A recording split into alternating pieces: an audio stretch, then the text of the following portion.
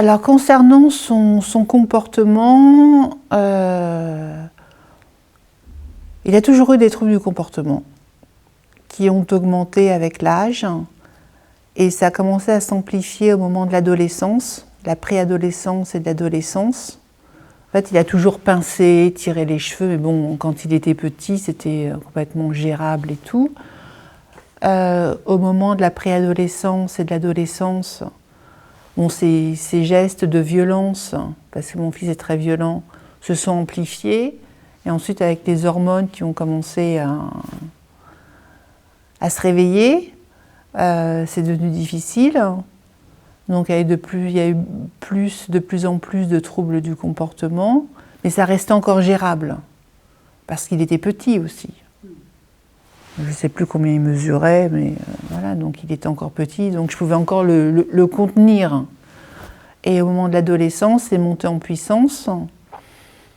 Donc, alors il était très tracassé donc, par son corps, quand il a bien ressenti que son corps changeait.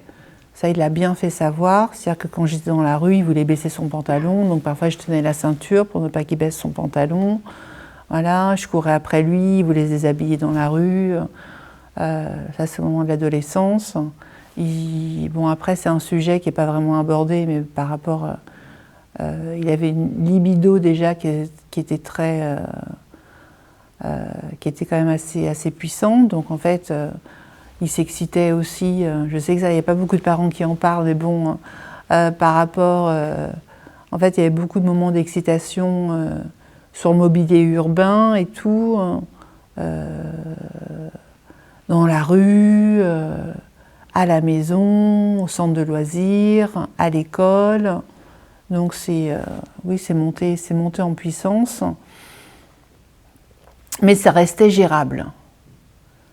Même si c'était très compliqué, maintenant avec le recul, quand je vois Django aujourd'hui, je me dis que l'adolescence était finalement gérable, même si ça me paraissait ingérable à l'époque, et même si c'était ingérable, avec le temps qui passe, je pense qu'on est passé dans une autre dimension.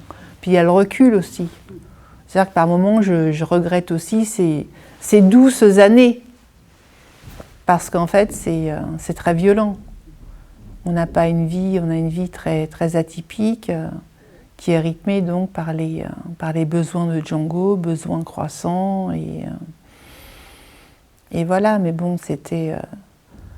Avec le temps, je pense qu'on est toujours nostalgique des jeunes années de nos enfants, mais sans se rendre compte que c'était déjà très compliqué à l'époque.